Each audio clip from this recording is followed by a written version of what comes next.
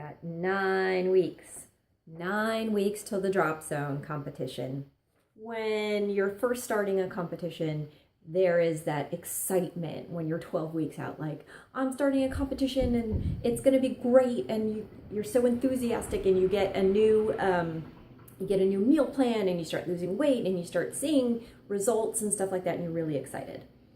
And then the last trimester, as it were, I'm thinking in terms of motherhood and pregnancy here, because it is kind of each competition you do, you're kind of like giving birth. So in the final trimester, again, there's that excitement, and you're really playing with your macros, and so you see how cut you are, and it's a really exciting time, and you're really focused on your posing and the bikinis and all of like the glitter glam stuff. The middle of competition prep sucks because that excitement is gone. The end result seems so far away, and you're just stuck doing the work. You're getting up early, you're doing your cardio, you're lifting heavy, you're seeing results, but they're not like super duper dramatic. This is the time when it's important to really focus on your motivation and remember what it is that makes you want to go and do this competition in the first place. And I think I want to also relate this to other points in people's lives. Like, I keep this with me. So this kind of shows my before pictures as well as my after picture.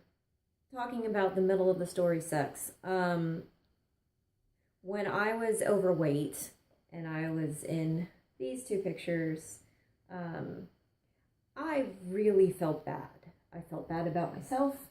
I felt bad about my marriage. I felt bad about my business. I just felt like I was in a rut. I kept trying different yo-yo diets. Nothing was working. And it finally got to the point where I just broke down, and I just asked God to fix me. And that's the point where I discovered that there was this thing called bodybuilding competitions. And I only thought it was for men.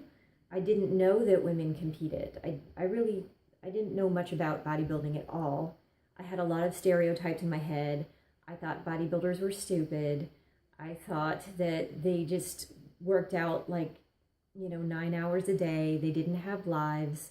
I just kind of went off of, the spoofs on Saturday Night Live with Hans and Franz, and we are here to bump you up. That's what I thought bodybuilding was.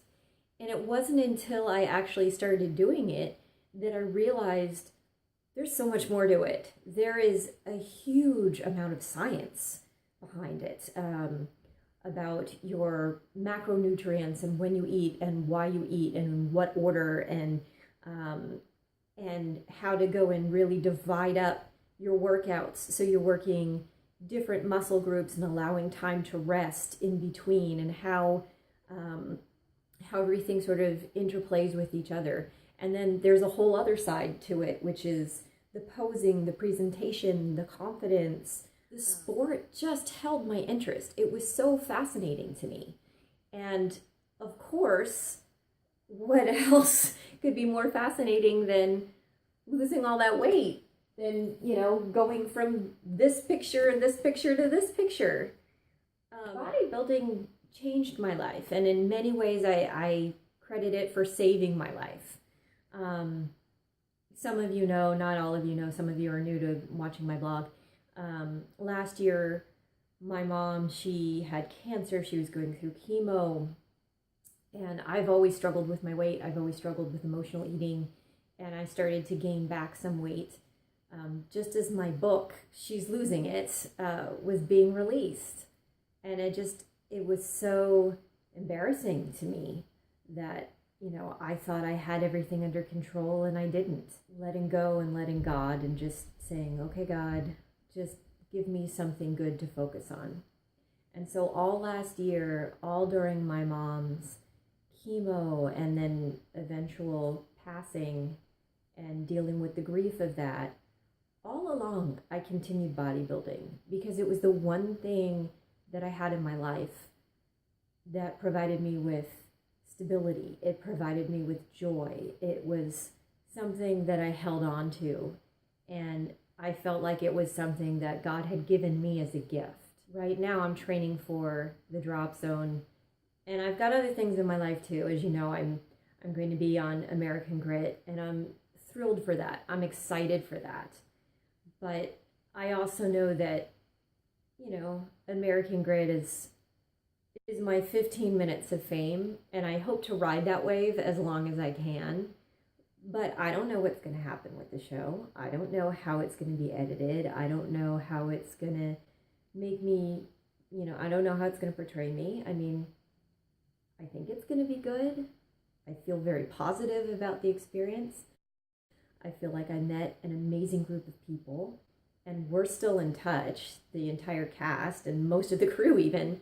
I feel like it was a vastly wonderful experience.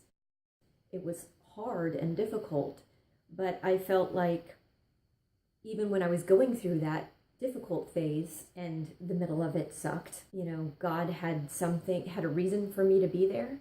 And I kind of feel like God had a reason for me to be heavy and for me to go through that struggle.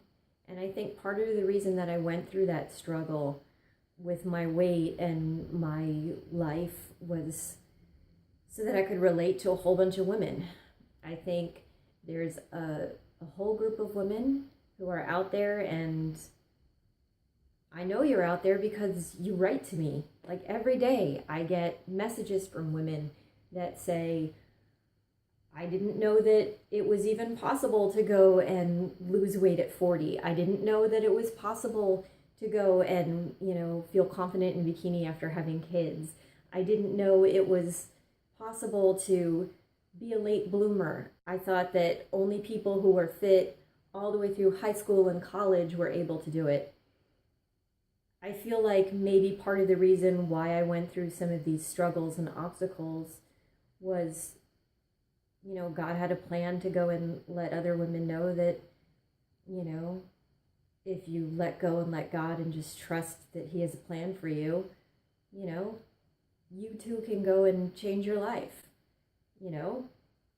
This is my story. Hopefully, by sharing it, my story is helping people. You have a story. Maybe your story is going to inspire people. You're in the middle of the story. And even though you might be feeling bad and you might be feeling like the world is against you, God is for you. And I'm not a super duper religious person, so I don't want you to think that I am. But in my heart and in my soul, I really, really, truly believe that everybody has a purpose in life. And so I just want to leave that with you today. It's Sunday, so I wanted this to be a Sunday thought and a good Monday morning thing, that if you're going through something rough, if you feel like you're down in the dumps, that you're in a rut, that life is not going your way, tomorrow's a new day. You are in control of your life. And with God's help, if you just let go and let God, there's going to be an amazing second act. It doesn't matter how old you are. It doesn't matter how low you are right now. Good things are coming your way. That's all for me for now, and I'll make another video soon.